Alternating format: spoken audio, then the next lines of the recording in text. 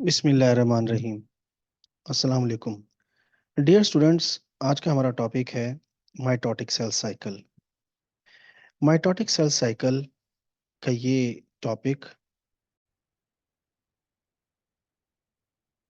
तो dear students, mitotic cell cycle का ये topic matric, FSc, A levels और ओ लेवल में शामिल हो चुका हुआ है।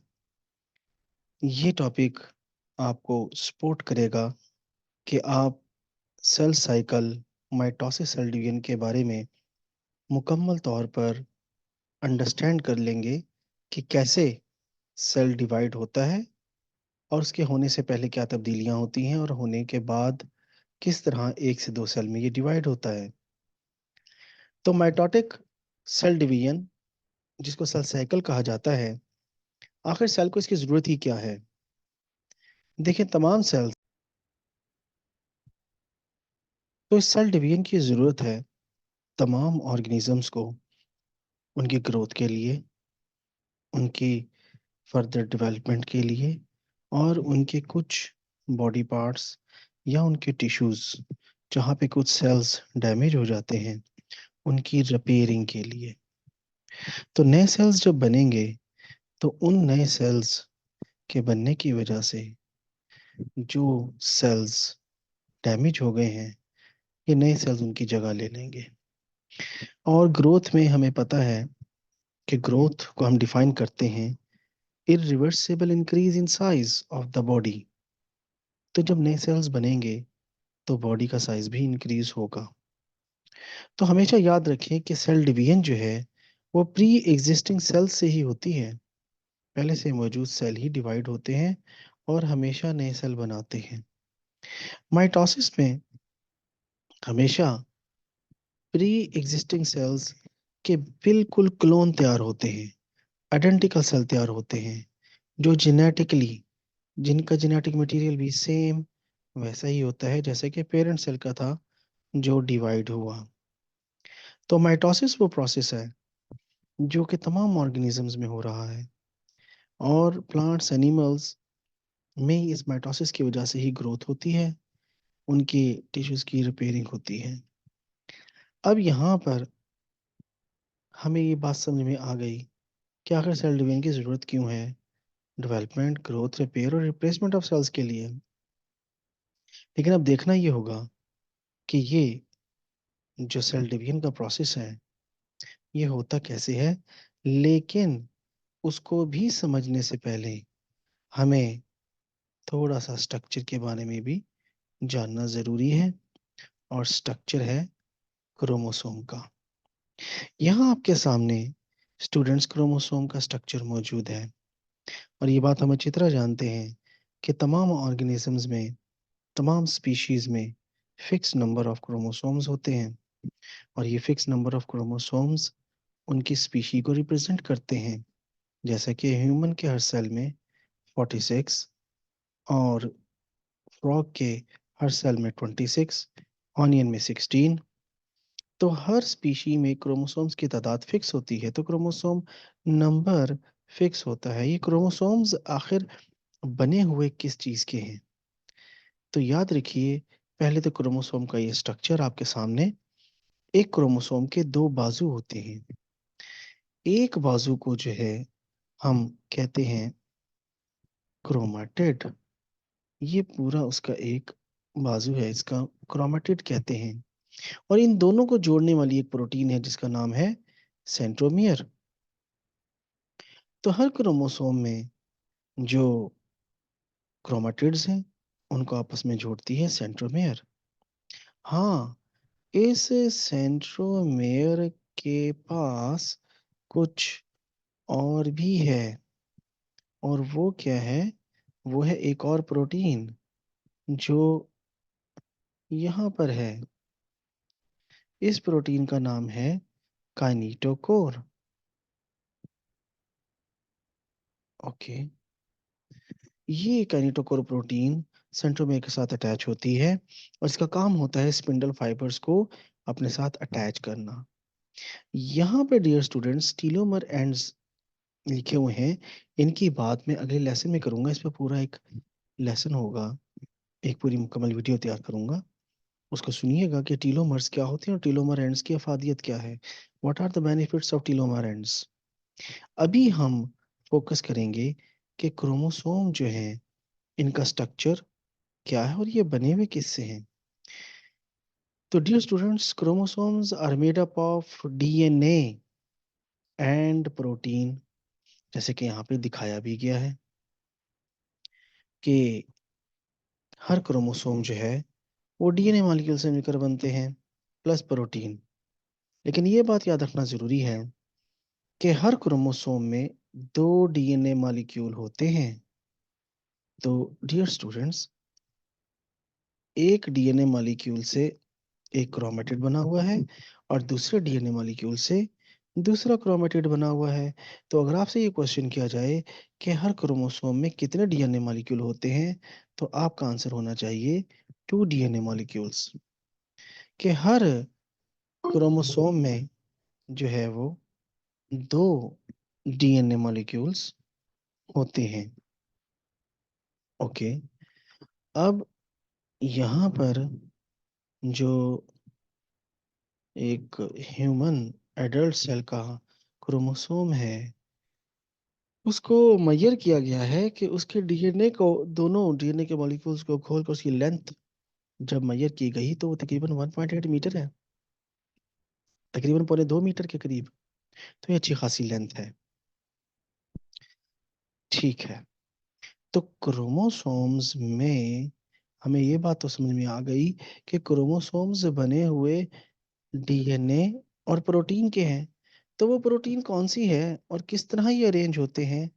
तो स्टूडेंट्स, आइए देखते हैं कि ये किस तरह से मैनेज होता है। ये देखिए,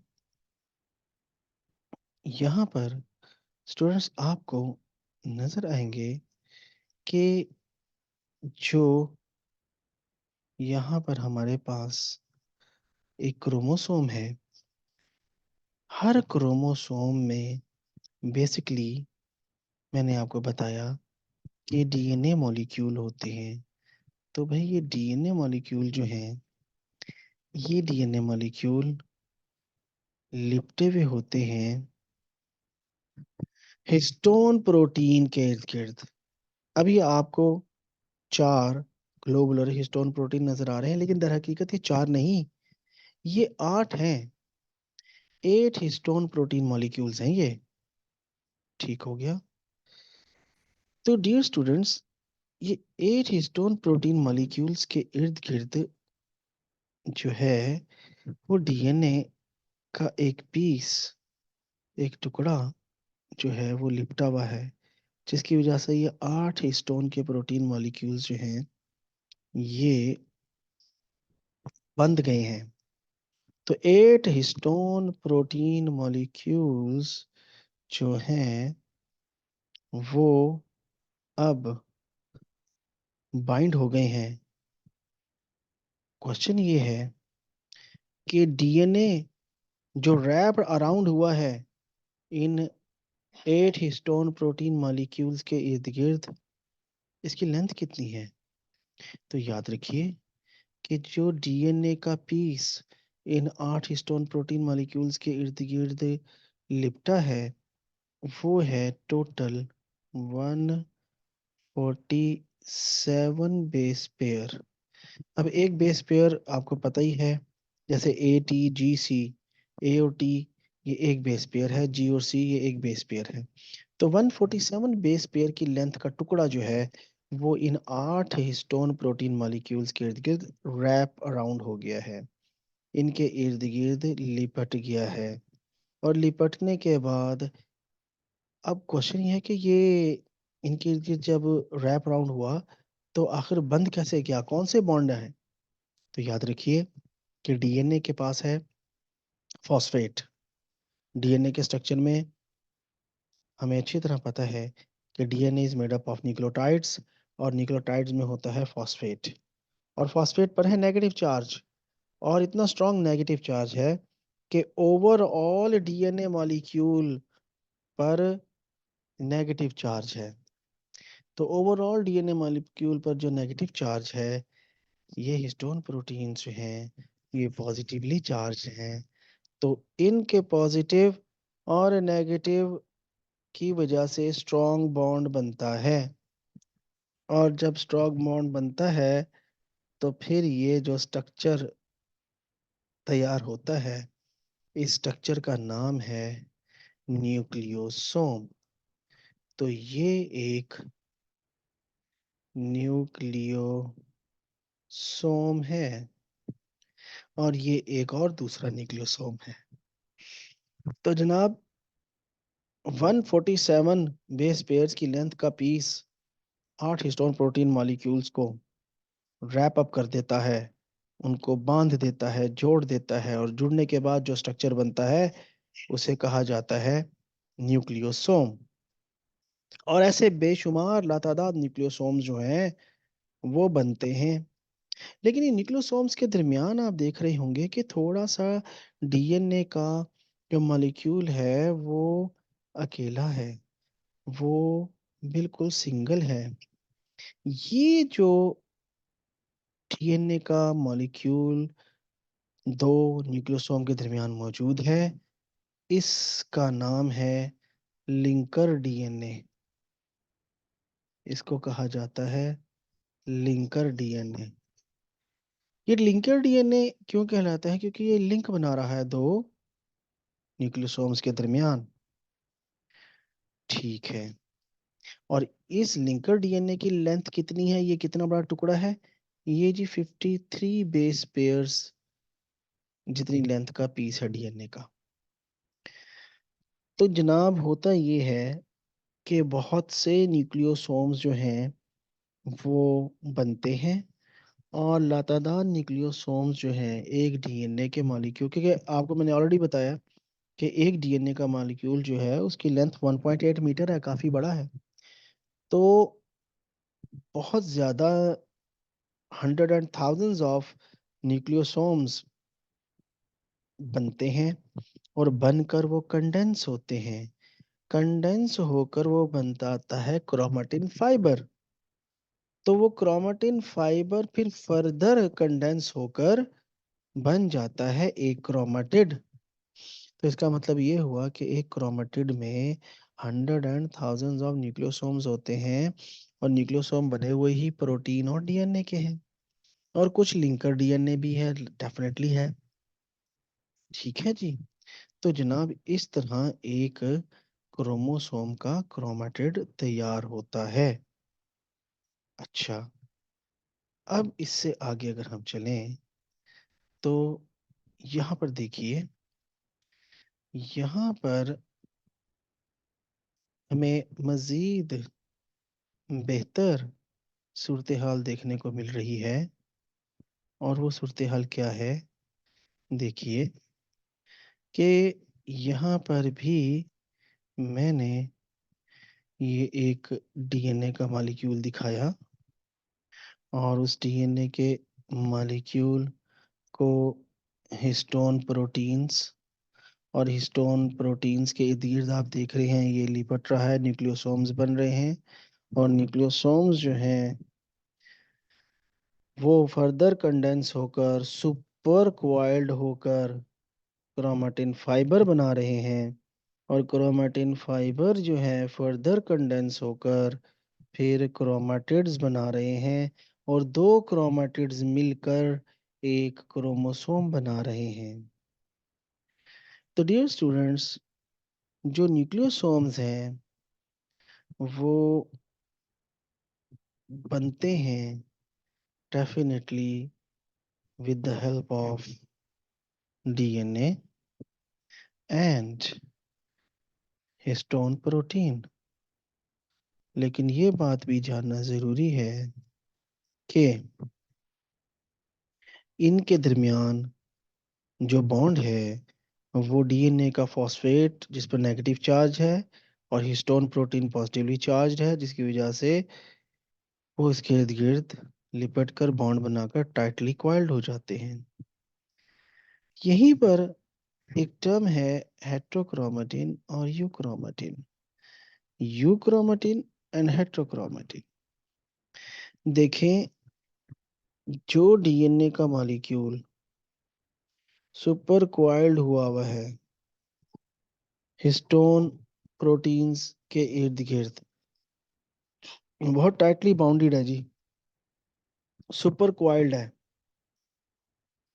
तो ये जो सुपर क्वाइल्ड है, टाइटली क्वाइल्ड है, ये डीएनए कहलाता है हेट्रोक्रोमेटिन। और यूक्रोमेटिन बेसिकली लिंकर डीएनए है, जो कि लूजली क्वाइल्ड है और रीडेबल है। इसकी ट्रांसक्रिप्शन और ट्रांसलेशन होती है, जबकि हेट्रोक्रोमेटिन की नहीं होती। तो इसका मतलब ये हुआ कि हेट्रोक्रोमेटिन और यूक्रोमेटिन जो है, ये दोनों ही बेसिकली डीएनए हैं, क्रोमोसोम का हिस्सा हैं।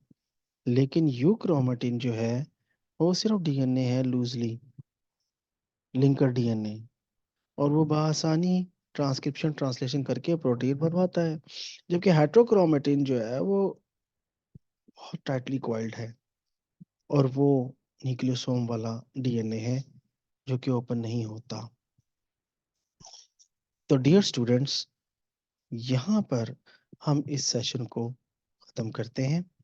नेक्स्ट वीडियो में यहीं से स्टार्ट करूँगा और आपको बताऊँगा कि अब क्रोमोसोम्स जिनको हमने देखा है कि वो किस तरह बनते हैं, ये सेल साइकिल में कैसे रोल प्ले करते हैं। आखिर सेल साइकिल होता क्या है, सेल साइकिल की further stages, interface, karyokinesis, cytokinesis कैसे होती हैं, तो माइटोसिस पर बात करेंगे। उम्मीद है आपको ये वीडियो पसंद आएगा। अपने कमेंट्स ज़रूर दीजिएगा और इस चैनल को ज़रूर सब्सक्राइब करें। Thank you very much. अल्लाह हाफिज़।